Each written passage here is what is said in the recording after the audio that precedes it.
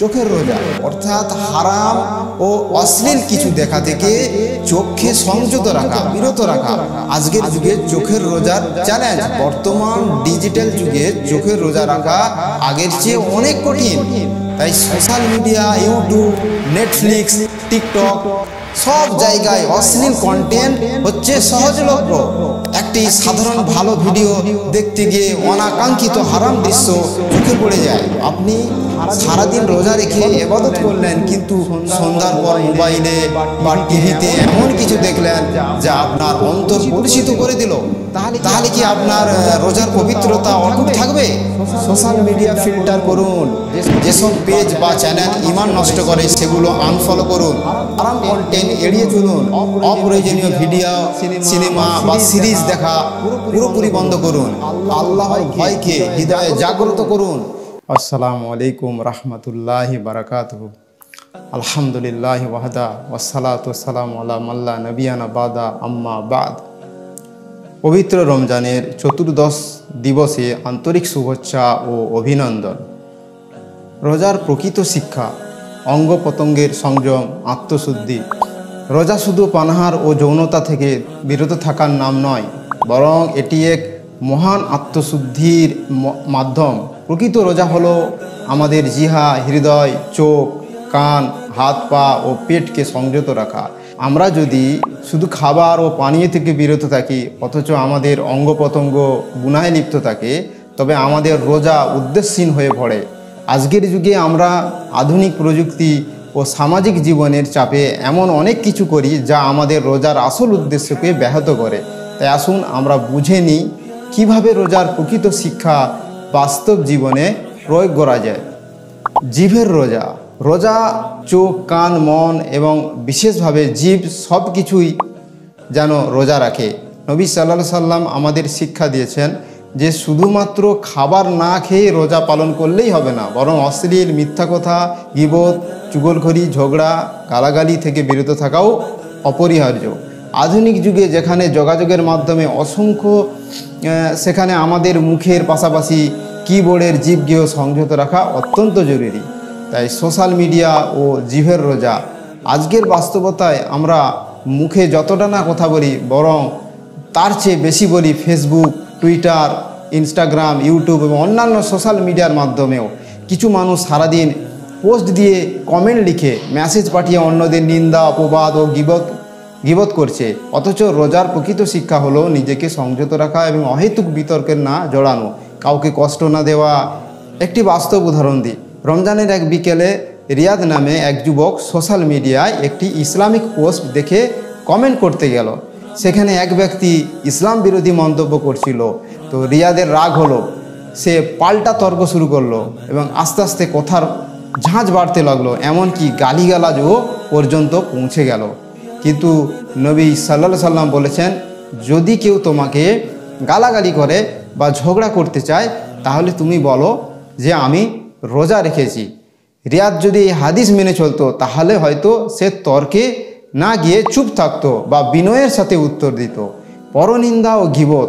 অদৃশ্য বিষ গীবত হচ্ছে এমন এক অভ্যাস যা অনেকেই অবচেতনভাবে করে থাকে। কারো দোষ চর্চা করা, কাউকে হাস্যকর বানানো, কারো অনুপস্থিতিতে তাকে নিয়ে কটু কথা বলা, এসবই গীবতের মধ্যে পড়ে। আধুনিক যুগে অফিস, কলেজ বা পারিবারিক আড্ডায় আমরা প্রায় টপিক খুঁজি এবং অনেক সময় তা নিয়ে অন্যের দোষ চর্চা করি। রোজার প্রকৃত শিক্ষা হলো নিজের আমল ঠিক করা এবং অন্যের ভুলের খোঁজ না করা। একটি বাস্তব উদাহরণ: অফিসের ক্যান্টিনে বসে একদল সহকর্মী বস আলোচনা করছে যে হঠাৎ তারা এক কলিগের ব্যক্তিগত জীবন নিয়ে মজা করতে শুরু করলো। কিন্তু একজন সহকর্মী বলল, ভাই আমরা তো রোজা রেখেছি, চলো অন্য কিছু আলোচনা করি। এটাই হওয়া উচিত একজন সত্যিকারের রোজাদারের আচরণ। অপবাদ, গুজব, মিথ্যা সংবাদ। আজকের সমাজে ফেক নিউজ বা গুজব ছড়ানো খুব সাধারণ ব্যাপার হয়ে গেছে। রমজান মাসেও আমরা অনেক বিনা প্রমাণে অন্যের বিরুদ্ধে অভিযোগ তুলে দিই, অথচ নবী সাল্লাল্লাহু আলাইহি সাল্লাম বলেছেন মিথ্যা বলা সবচেয়ে বড় পাপ। একটি উদাহরণ হলো, হাসান ভাই রমজানের সময় একটি নিউজ পড়লেন যেখানে লেখা ছিল যে একজন ইসলামিক স্কলার নাকি ভুল ফতোয়া দিয়েছেন। তিনি যাচাই বাছাই না করেই তার নিজের গ্রুপে শেয়ার করলেন। পরে জানা গেল এটি ছিল মিথ্যা তথ্য, অথচ তিনি রোজা রেখেও গুনাহ করলেন, কারণ তিনি অপ্রমাণিত কথা ছড়িয়ে দিলেন। প্রেমালাপ ও গোপন কথা, আজকাল অনেক মানুষ ফোনে ফোনে চ্যাটে চ্যাটে অবৈধ সম্পর্ক তৈরি করে। রোজার মাসেও এটি থেমে থাকে না, অথচ রোজার উদ্দেশ্যই হলো আত্মশুদ্ধি। রোজা রেখে কারো সাথে অবৈধ সম্পর্ক জড়ানো, নোংরা কথা বলা, এসব হচ্ছে রোজার বরকত নষ্ট করে দেয়। একটি বাস্তব ঘটনা হলো সোহেল ও সুমাইয়া দুজনেই হচ্ছে রোজাদার, কিন্তু রাতে দীর্ঘক্ষণ ভিডিও কলে কথা বলে। তারা ভাবে আমরা তো খারাপ কিছু করছি না, শুধু কথা বলছি, কিন্তু তারা ভুলে গেছে নিষিদ্ধ সম্পর্কে গড়ে তোলাও এক ধরনের গুনাহ। তাই তাদের উচিত জিভের রোজা রাখা। তারপর হচ্ছে গালাগালি, বিতর্ক ও রাগ নিয়ন্ত্রণ। রোজা রেখেই অনেকেই ছোটোখাটো বিষয় নিয়ে রেগে যায়, ঝগড়া করে ফেলে, কিন্তু রোজার শিক্ষাই হলো রাগ সংবরণ করা, ধৈর্য ধরা। একটি সহজ কৌশল হলো, মহানবী সাল্লাল্লাহু আলাইহি সাল্লাম বলেছেন, যদি রাগ আসে তাহলে বসে পড়ো এবং তাতে নাও কমলে শুয়ে পড়ো। আমাদের উচিত ঝগড়া বিতর্ক এড়ানো। যদি কেউ আমাদের অপমান করে তাহলে উত্তর দেওয়ার আগে বলি আমি রোজা রেখেছি। তাই জিভের সংযম ছাড়া রোজা সম্পূর্ণ হয় না। আজকের যুগে শুধুমাত্র খাবার পানীয় থেকে বিরত থাকলেই প্রকৃত রোজাদার হওয়া যায় না, বরং আমাদের কথা, লেখনী, সমস্ত যোগাযোগ মাধ্যমও সংযত থাকতে হবে। তাই রমজানের মূল শিক্ষা নিজেকে সংযত রাখা, ধৈর্য ধরা, গীবত ও মিথ্যা থেকে বেঁচে থাকা এবং অন্তরকে পরিশুদ্ধ করা। তাই আসুন এই রমজানে শুধু খাবারে নয়, জিভেরও রোজা রাখি। তারপর হচ্ছে হৃদয়ের রোজা। রাসূলুল্লাহ সাল্লাল্লাহু আলাইহি সাল্লাম বলেছেন, জেনে রেখো শরীরের মধ্যে একটি মাংসপিণ্ড আছে, যদি তা শুদ্ধ হয় তবে তা পুরো শরীর শুদ্ধ হয়, আর যদি তা নষ্ট হয় তবে পুরো শরীরটাও নষ্ট হয়। শোনো, সেটাই হলো হৃদয়। বুখারী মুসলিমে রয়েছে। তাই হৃদয়ের রোজা কিভাবে রাখবো? এক নম্বর হচ্ছে অহংকার থেকে মুক্ত থাকা। আজকের সমাজে অহংকার মানুষের চরিত্র ধ্বংসের অন্যতম কারণ। কেউ হয়তো নিজের ধন সম্পদ, জ্ঞান বা সামাজিক অবস্থা নিয়ে অহংকার করছে, অথচ সে ভুলে যাচ্ছে আল্লাহই সব কিছুই মালিক। একটি বাস্তব উদাহরণ দিই, যে রমজানের এক সন্ধ্যায় জনাব ফারুক একজন দরিদ্র ভিক্ষুককে ইফতার দিলেন, কিন্তু তিনি এমনভাবে তা করলেন যেন সবাই দেখেন এবং প্রশংসা করেন। অথচ রাসূলুল্লাহ সাল্লাল্লাহু আলাইহি সাল্লাম বলেছেন, যে ব্যক্তি লোক দেখানোর জন্য দান খয়রাত করে, কিয়ামতের দিন সে এর কোনো প্রতিদান পাবে না। 2 নম্বর হচ্ছে হিংসা থেকে মুক্ত থাকা। হিংসা এমন একটি আগুন যা হৃদয়কে পুড়িয়ে ধ্বংস করে। একটি বাস্তব ঘটনা হলো যে রাকিব ও তানভীর একই অফিসে কাজ করেন। রাকিব দেখলেন যে তানভীর পদোন্নতি পেয়েছে, সে উন্নতি করছে, এতে সে হিংসায় পুড়তে লাগলো। অথচ সে যদি বুঝতো যে আল্লাহ যার ভাগ্যে যা রেখেছেন তা তিনি নির্ধারণ করেন, তাহলে সে হিংসা না করেই নিজের উন্নতির জন্য চেষ্টা করত। রাসূল সাল্লাল্লাহু আলাইহি সাল্লাম বলেছেন, কোনো বান্দার অন্তরে ঈমান ও হিংসা একসঙ্গে থাকতে পারে না। বিদ্বেষ ও প্রতিহিংসা থেকে মুক্ত থাকা। কোনো ব্যক্তির প্রতি বিদ্বেষ বা প্রতিহিংসা পরায়ণ হওয়া হৃদয়ের জন্য এক ভয়ানক ক্ষতিকর।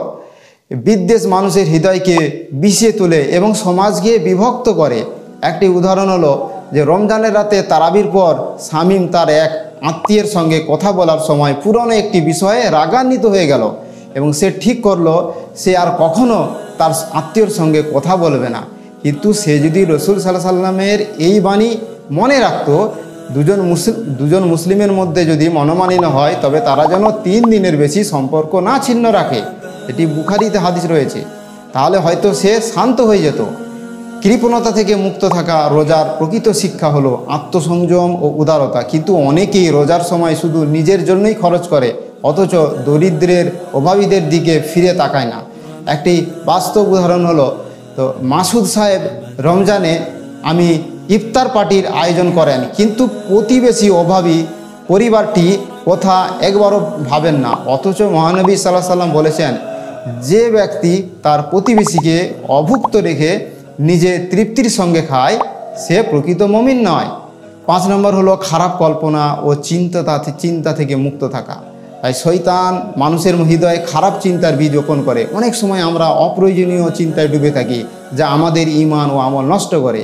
এমন একটি উদাহরণ হলো, জামিল সারাদিন রোজা রেখেছে, কিন্তু মোবাইলে এমন কন্টেন্ট দেখছে যে তার হৃদয়কে কলুষিত করছে। সে ভুলে যাচ্ছে যে আল্লাহ আমাদের অন্তরের চিন্তাও জানেন। তাই আমাদের উচিত মস্তিষ্ক ও হৃদয়কে শুদ্ধ রাখা। সত্যিকারের রোজা শুধু পানাহার থেকে বিরত থাকা নয়, বরং হৃদয়ের সংযম ও অত্যন্ত গুরুত্বপূর্ণ। আর যদি হৃদয় পবিত্র না হয় তাহলে রোজার প্রকৃত উদ্দেশ্য পূরণ হবে না। তাই আসুন আমরা এই রমজানে শুধু খাবারের নয়, হৃদয়ের রোজাও রাখি এবং নিজেদের সত্যিকারের মুমিন হিসাবে গড়ে তুলি। তারপর আরেকটি হচ্ছে চোখের রোজা। সত্যিকারের সংযমের পরীক্ষা। রমজান আমাদের শুধু খাবার ও পানীয় থেকে বিরত থাকার শিক্ষা দেয় না, বরং আত্মাকে শুদ্ধ করারও সুযোগ করে দেয়। আর এর একটি গুরুত্বপূর্ণ দিক হলো চোখের রোজা, অর্থাৎ হারাম ও অশ্লীল কিছু দেখা থেকে চোখকে সংযত রাখা, বিরত রাখা। আজকের যুগে চোখের রোজার চ্যালেঞ্জ। বর্তমান ডিজিটাল যুগে চোখের রোজা রাখা আগের চেয়ে অনেক কঠিন। তাই social media, YouTube, Netflix, TikTok সব জায়গায় অশ্লীল কন্টেন্ট হচ্ছে সহজলভ্য। একটি সাধারণ ভালো ভিডিও দেখতে গিয়ে অনাকাঙ্ক্ষিত হারাম দৃশ্য চোখে পড়ে যায়। তাই রাস্তার বিলবোর্ড, বিজ্ঞাপন, টিভি সিরিজ প্রতিনিয়ত আমাদের দৃষ্টি সংযত রাখার পরীক্ষার মুখোমুখি হতে হয়। তাই ভাবুন, আপনি সারাদিন রোজা রেখে ইবাদত করলেন, কিন্তু সন্ধ্যার পর মোবাইলে বা টিভিতে এমন কিছু দেখলেন যা আপনার অন্তর কলুষিত করে দিল। তাহলে কি আপনার রোজার পবিত্রতা অটুট থাকবে? চোখ সংযত রাখার উপায়: সোশ্যাল মিডিয়া ফিল্টার করুন। যেসব পেজ বা চ্যানেল ঈমান নষ্ট করে সেগুলো আনফলো করুন। তারপর হচ্ছে হারাম কন্টেন্ট এড়িয়ে চলুন। অপ্রয়োজনীয় ভিডিও, সিনেমা বা সিরিজ দেখা পুরোপুরি বন্ধ করুন এবং আল্লাহর ভয়কে হৃদয়ে জাগ্রত করুন। মনে রাখুন, যা আমরা দেখি তা আমাদের হৃদয়ে প্রভাব ফেলে। তাই সুস্থ বিনোদন বেছে নিন, যেমন ইসলামিক জ্ঞান, যেমন যে কোনো হালাল বিনোদন হতে পারে। শিক্ষামূলক কন্টেন্ট দেখার অভ্যাস গড়ে তুলুন। আল্লাহর নির্দেশ আমাদের হচ্ছে রক্ষা কবচ। মুমিন পুরুষদের বলো তারা যেন তাদের দৃষ্টি সংযত করে এবং নিজ নিজ যৌনাঙ্গের হেফাজত করে, এটিই তাদের জন্য উত্তম। সূরা নূর 30 নম্বর আয়াত। আর মুমিন নারীদের বলো তারা যেন তাদের দৃষ্টি সংযত করে এবং নিজ নিজ যৌনাঙ্গের হেফাজত করে। সূরা নূর 31 নম্বর আয়াত। তাই চোখের রোজা আত্মশুদ্ধির পথ। চোখের সংযম শুধু রমজানের জন্য নয়, বরং সারা জীবনের জন্য। আসুন এই রমজানে শুধু খাবার পানীয় থেকে নয়, আমাদের দৃষ্টিকেও সংযত করি এবং আল্লাহর সন্তুষ্টি আমাদের সর্বোচ্চ লক্ষ্য হওয়া উচিত। তারপর হচ্ছে কানের রোজা। আত্মশুদ্ধির এক অনন্য ধাপ। রোজা আমাদের দেহের প্রতিটি অঙ্গের সংযমের শিক্ষা দেয়। আমাদের জিভ চোখের মতোই কান রোজা রাখে। একে যদি সংযত না করা হয় তবে রোজার প্রকৃত উদ্দেশ্য ব্যর্থ হতে পারে। অশ্লীল ও নোংরা কথা শোনা থেকে বিরত থাকা কানে যা প্রবেশ করে তা হৃদয়কে প্রভাবিত করে। যারা গীবত, পরনিন্দা, মিথ্যা, গালিগালাজ শুনে তারা নিজেদের আত্মাকে কলুষিত করে। যেমন নবী সাল্লাল্লাহু আলাইহি সাল্লাম বলেছেন, গীবত করা হচ্ছে মৃত ভাইয়ের গোস্ত খাওয়ার মতো। তাহলে যে এটি শোনে সে কি দায়মুক্ত? না, বরং সে এতে অংশগ্রহণ করছে। একটা বাস্তব উদাহরণ হলো, রমজানের সময় অফিসের সহকর্মীরা এক বসের সম্পর্কে কটু কথা বলছিল। তখন রফিক শুনছিল কিন্তু কিছু বলছিল না। সে ভাবলো আমি তো কিছুই বলছি না, শুধু শুনছি। কিন্তু ইসলাম অনুযায়ী গীবত শোনা মানেও গীবতে অংশগ্রহণ করা। তাই সে চুপচাপ উঠে চলে গেল। এটি সত্যিকারের রোজাদারের আচরণ। তাই অবৈধ গান বাজনা, অশ্লীল বিনোদন থেকে বিরত থাকা। আজকের যুগে গান বাজনা সর্বত্র ছড়িয়ে পড়েছে। কিছু গান কেবল বিনোদন নয়, বরং তাতে অশ্লীলতা, লজ্জাহীনতা এবং নৈতিক অবক্ষয়ের বার্তা থাকে। তাই রোজার মাসে অনেকেই দিনে রোজা রাখে কিন্তু রাতে গান শুনে, সিনেমা দেখে, যা রোজার মূল শিক্ষা হচ্ছে লঙ্ঘন করে। যেমন বাস্তব উদাহরণ হলো, সাদিয়া রমজানে সিদ্ধান্ত নিল সে গান শোনা বন্ধ করবে।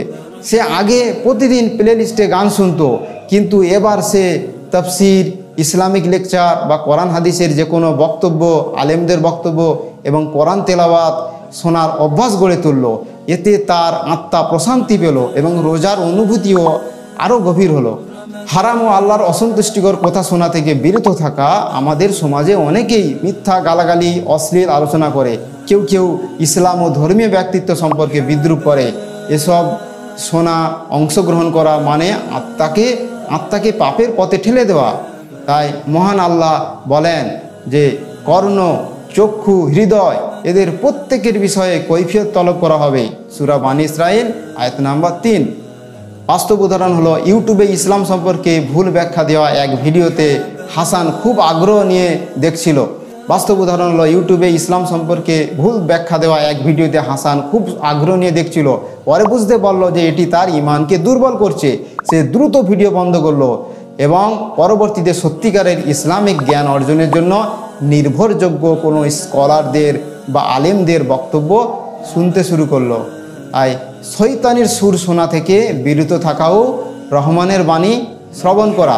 রমজানে শয়তানকে শৃঙ্খলিত করা হয়, কিন্তু আমাদের অভ্যাসগুলো তখনও কাজ করে। শয়তানের সুর মানে কেবল গান নয়, বরং যে কোনো কিছু যা আমাদের ঈমান দুর্বল করে। অন্যদিকে রহমানের বাণী মানে কোরআন, হাদিস এবং জ্ঞানের কথা। বাস্তব উদাহরণ, মাহিন আগে ঘুমানোর সময় গান শুনতো, কিন্তু রমজানে সে কোরআন তেলাওয়াত শুনতে শুরু করলো। এতে তার মন শান্ত হলো এবং সে বুঝতে পারলো যে কোন শব্দ আত্মাকে গঠন করে আর কোনটি ধ্বংস করে। পেটের রোজা, হারাম খাদ্য থেকে দূরে থাকা। কেউ যদি সারাদিন রোজা রেখে ইফতারের সুদ, ঘুষ বা হারাম অর্থের খাবার গ্রহণ করে, তবে তার রোজা কি প্রকৃতপক্ষে কবুল হবে? হালাল রিজিক শুধু ইবাদতের শর্ত নয়, বরং এটি আমাদের জীবনের অন্যতম গুরুত্বপূর্ণ অনুষঙ্গ। তাই মহান আল্লাহ বলছেন যে হে মুমিনগণ, আমি তোমাদেরকে যেসব রুজি দান করেছি তা থেকে হালাল বস্তু আহার করো এবং আল্লাহর কৃতজ্ঞতা প্রকাশ করো। সূরা আল বাকারা আয়াত নম্বর 172। অফিসের ঘুষ, সুদের টাকা, অন্যের অধিকার হরণ করে অর্জিত অর্থ এসব দিয়ে কেনা খাবার রোজাকে নিষ্ফল করে দিতে পারে। তাই আমাদের সচেতন হতে হবে যেন আমাদের রোজা প্রকৃতই অর্থেই পরিশুদ্ধ হয়। হাত ও পায়ের রোজা, হারাম কাজ থেকে বিরত থাকা। হারাম কাজ থেকে বিরত থাকা রোজা শুধু মুখের বা পেটের ব্যাপার নয়, বরং আমাদের হাত ও পায়ের রোজা পালন করা উচিত। হাতের রোজা, যদি আমরা রোজা রেখেও অনেকেই ধোঁকা দিই, ঘুষ নিই, চুরি করি বা অন্যায় কিছু স্পর্শ করি, তাহলে আমাদের রোজা শুধুই ক্ষুধার্ত থাকা ছাড়া কিছুই নয়। আমাদের প্রিয় নবী সাল্লাল্লাহু আলাইহি সাল্লাম বলেন যে ব্যক্তি রোজা রেখে হারাম কথা ও তার উপর আমল ত্যাগ করতে পারল না, সে ব্যক্তির পানাহার ত্যাগ করার মাঝে আল্লাহর কোনো প্রয়োজন নেই। বুখারীর হাদিস। তারপর পায়ের রোজা। একজন প্রকৃত রোজাদার কখনোই হারাম জায়গায় যাবে না, অন্যায় পথে চলবে না। ক্লাব, সিনেমা, ক্যাসিনো, হারাম মজলিস এসব এড়িয়ে চলাই সত্যিকারের রোজার প্রতিফলন। আধুনিক জীবনের একটি বাস্তব উদাহরণ, সোশ্যাল মিডিয়া ব্যবহারের সংযম। আজকাল আমাদের কান ও চোখ সবসময় ব্যস্ত থাকে টিকটক, ইনস্টাগ্রাম বা ইউটিউবের ভিডিওতে। যদি আমরা রোজার সময়ও অশ্লীল কন্টেন্ট দেখি বা বাজে কথাবার্তা শুনি, তবে আমাদের রোজার প্রকৃত উদ্দেশ্য ব্যাহত হয়। তাই আসুন সোশ্যাল মিডিয়াকে সঠিকভাবে ব্যবহার করি। 2 নম্বর অফিস ও ব্যবসায় হারামের সংমিশ্রণ দূর করা। কিছু মানুষ সারাদিন রোজা রাখেন কিন্তু অফিসে ঘুষ নেন বা ব্যবসায় প্রতারণা করেন। আসলে এমন রোজা শুধুমাত্র ক্ষুধার কষ্ট ছাড়া কিছুই না। সুতরাং আমাদের প্রয়োজন ব্যবসায় ও চাকরিতে সৎ থাকা। তারপর 3 নম্বর হলো পরিবার ও সমাজে সদাচার। পরিবার ও সমাজে সদাচার। রোজা আমাদের শুধু আল্লাহর ইবাদত শেখায় না, বরং অন্যের প্রতি দয়ালু হতে শেখায়। তাই রোজার সময়ে পরিবারের সদস্যদের প্রতি উত্তম আচরণ করা এবং দরিদ্র পীড়িতদের সাহায্য করা এবং এসব ধরনের কলহ বিবাদ থেকে দূরে থাকা উচিত। আল্লাহ সুবহানাহু ওয়া তাআলা যেন আমাদের ভুল ত্রুটি ক্ষমা করে দেন এবং বিভিন্ন হাতের গুনাহ থেকে, চোখের গুনাহ থেকে, জিভের গুনাহ থেকে ইত্যাদি অঙ্গ প্রত্যঙ্গের গুনাহ থেকে আমাদের হেফাজত করেন।